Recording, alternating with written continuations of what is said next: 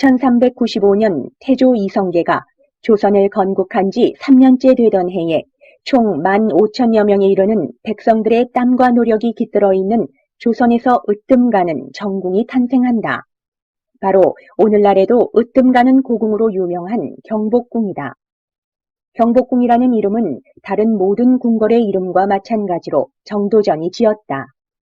경복은 시경에 나오는 말로 왕과 그 자손, 온 백성들이 태평성대의 큰 복을 누리기를 축원한다는 의미라고 한다. 경복궁이 위치한 곳은 뒤로는 백악산, 좌우에는 낙산과 인왕산이 우뚝 서 있어 풍수지리적으로도 길지의 요건에 부합하는 땅이라고 한다. 5발자국마다 누가 있고 10발자국마다 각이 있다는 총 면적 43만여 제곱미터에 이르는 거대한 궁궐. 그 앞에 서보면 600여 년에 이르는 조선 왕조의 찬란하고 서글픈 역사가 고스란히 남아 우리에게 말을 걸어오는 듯하다. 1592년 조선을 휩쓴 임진왜란으로 불타 사라졌다가 1867년 흥선대원군의 명으로 복원되기에 이른다. 하지만 일제강점기 시절 많은 부분이 철거되고 훼손되는 등 굴곡 많은 역사를 지니고 있는 곳이 바로 경복궁이다. 경복궁에는 모두 4개의 큰 대문이 있다. 본래 궁궐의 문은 돌로 쌓지 않는 것이 일반적인데 경복궁만은 달랐던 모양이다. 웅장하면서 좌우로 늘어진 문들이 경복궁의 중요성과 가치를 되새겨주고 있다. 경복궁의 정문은 광화문으로 마치 성곽의 성문과 같이 중층 구조로 세워져 있다. 왕의 큰 덕이 온 나라를 비춘다는 의미인 광화문에는 해태조각상과 남쪽을 상징하는 주작 그림 등 화려한 장식이 수놓아져 있다. 건춘문은 경복궁의 동쪽에 있는 문으로 봄이 시작된다는 의미의 이름이라고 한다. 이름에 걸맞게 미래를 책임질 세자의 거처가 가까이에 위치해 있다.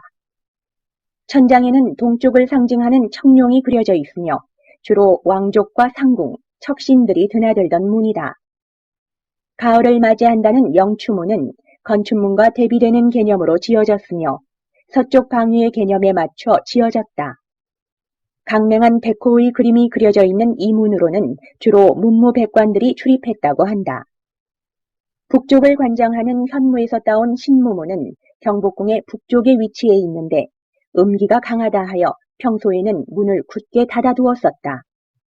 하지만 신무문 근처에 신하들의 공운을 기록해 놓은 회맹단이 들어서면서 가끔 무거운 문이 열리기도 했다고 한다. 궁성 동남쪽 모서리에는 동십자각이라 불리는 강루가 외로이 서 있다.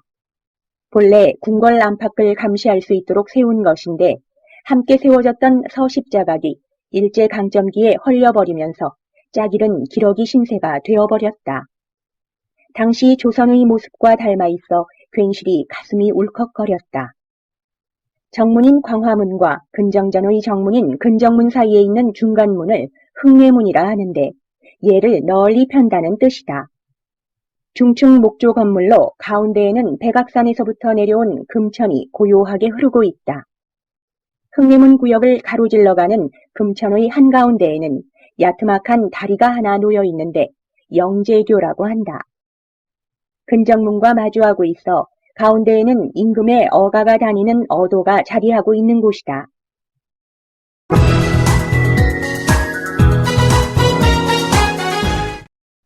조선시대 왕들이 가장 많은 즉위식을 올리고 가장 많은 국가의식과 외국 사신을 접견하던 곳이 바로 근정전이다.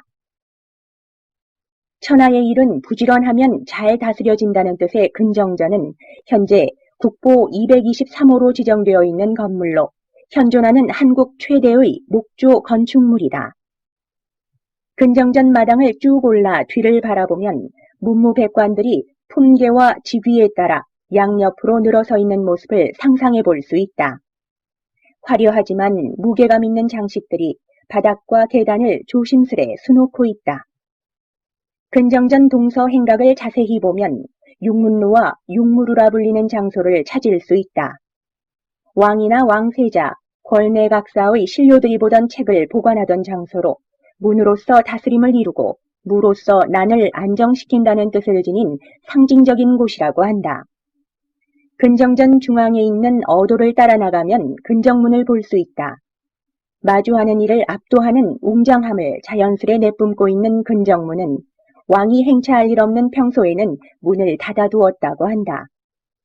관리들은 좌우에 있는 일화문과 월화문을 이용했는데 문반들이 동쪽의 일화문을, 무반들이 서쪽의 월화문을 이용했다고 한다. 나라의 대소사를 결정하고 의논했던 근정전 앞에 서면 내가 품고 있는 고민이 얼마나 작고 미천한 것인지 새삼 느끼게 된다.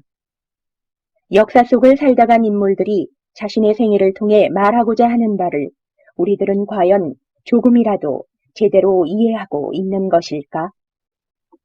정조와 세종, 조선 600년 동안 가장 뛰어난 임금이라고 추앙받는 그들이 가장 많이 찾은 곳은 과연 어디일까?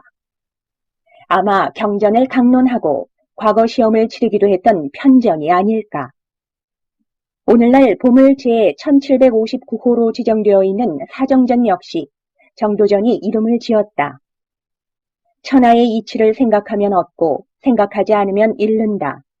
임금이 진실로 깊이 생각하고 세밀히 살피지 않으면 어떻게 사리를 분별할 수 있겠는가?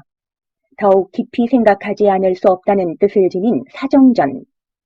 현판을 바라볼 때마다 임금들은 한숨을 쉬었을 것이다. 사정전 바로 옆에 있는 천추전은 왕과 신하가 학문을 토론하던 장소로 주로 가을과 겨울에 사용하였다. 온돌이 없는 사정전과 달리 천추전에는 온돌이 설치되어 있다. 현재는 사정전과 격리되어 있으나 과거에는 연결되어 있었다고 한다. 만춘전 역시 사정전의 부속 건물로 임금이 신하들과 나랏일을 의논하거나 연회를 베풀던 곳이다. 천추전과 좌우 대칭을 이루고 있으며 이름에서 알 수 있듯이 주로 봄에 사용된 건물이다. 천추전과 마찬가지로 온돌이 설치되어 있다. 사정전으로 들어서는 사정문의 가운데는 왕이 사용하였고 양옆의 문은 신하들이 사용하였다고 한다. 사정전 내부에는 가운데 왕의 자리인 어저가 마련되어 있고 그 위에는 구름 속을 노니는 용의 모습이 그려져 있다. 사정전을 뒤돌아가면 임금을 비롯한 왕실의 침전 영역으로 향하는 문인 향호문이 등장한다. 왕과 왕비의 개인적인 공간임과 동시에 은밀한 정치와 이해관계가 난립하는 공간이다. 향호문의 향호는 오복을 누린다는 뜻으로 오복은 오래 사는 것, 부유하게 사는 것, 건강하게 사는 것, 다른 사람에게 너그럽게 사는 것, 모든 소망과 배품을 이룬 뒤 자기 집에서 편안하게 죽는 것을 말한다.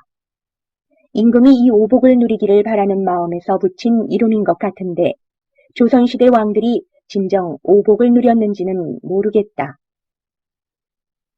향호문을 지나면 왕의 침전인 강령전이 나온다. 화재가 나지 않도록 굴뚝을 조금 멀리 세웠지만 그럼에도 불구하여 여러 차례 화재에 휩싸여 왔다. 특이한 것은 지붕에 용마루가 없다는 것인데 용의 지위에 있는 왕의 침전에 용마루가 있을 경우 왕을 누르는 격이 되기 때문에 용마루를 없앤 것이라고 한다. 강령전의 이름은 오복 중 건강하게 사는 것에서 따온 것인데 이름을 지은 정도전은 뜻과는 반대로 너무 안일하고 게으르게 지내면 안 된다고 무공의 시를 빌려서 열과 성을 다해 충고하고 있다. 가운데 대청을 중심으로 좌우에는 온돌방이 늘어서 있는데 전면에는 주로 의례를 행하던 넓은 월대가 꾸며져 있다. 거처에서 잠들기 전 바라보는 대청과 월대의 모습, 임금의 무거운 책임을 조금이나마 느낄 수 있었다. 강령전에서 양의 문을 지나면 왕비의 침전인 교태전을 볼 수 있다. 나랏일을 책임지는 임금의 옆을 지키며 내조하는 국모가 매일 잠드는 곳, 기품과 단아한 멋이 살아있는 건물들이다. 일견 가볍고 천박해 보이는 교태란 이름은 사실 주역에 있는 괴의 이름으로 양과 음이 교류한다는 뜻으로 조화와 생명을 나타내는 이름이다. 오늘날에 와서는 아양을 부리는 태도를 뜻하는 단어로 많이 사용되고 있지만 말이다. 강령전과 비슷한 구조로 되어 있으며 역시 용마루가 없다. 왕비는 통상 좌측방을 사용하다가 임금께서 오시면 양을 뜻하는 우측방에 함께 합방했다. 방에서 하루 종일 임의 걸음을 기다리는 그녀들의 기다림이 아직도 교태전에 남아있는 것 같다. 교태전의 후원 쪽에는 인공으로 조성된 언덕이 있는데 이곳을 중국에서 가장 아름답고 신비롭다는 산의 이름을 빌어 아미산이라고 이름 붙였다. 이름처럼 형형색색의 화초들과 건물들이 환상적인 경관을 만들어내고 있는 것이다. 아미산뿐만 아니라 강령전 뒤편에도 침전 영역의 붓을 떼기 위한 굴뚝들이 존재한다. 헌데 이곳에 있는 굴뚝들은 굴뚝이라기보다는 하나의 예술작품처럼 보일 정도로 정갈하고 아름답게 꾸며져 있다. 조선에서 가장 화려하고 깨끗한 굴뚝이라고 할까?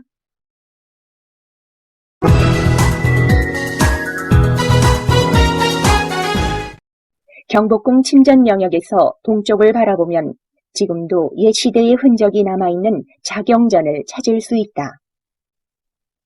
왕비가 대비가 되면 사용하던 건물로 담이나 굴뚝에 만수무강을 기원하는 갖가지 조각이 새겨져 있어 고상한 분위기를 더해주는 건물이다. 나라는 물론이고 아무리 작은 기업이라도 후계가 바로 서야 오래가는 나라, 왕조, 기업이 될 수 있는 법이다. 그런 의미에서 왕세자와 왕세자비의 생활공간이자 교육공간이었던 자선당은 경복궁에서도 무척 중요한 장소라고 할 수 있다. 경복궁 창건 시에는 동궁이 마련되어 있지 않았고 세종 시절 창건되었다. 이곳에서 문종이 비운의 왕 단종을 낳기도 했다고 한다.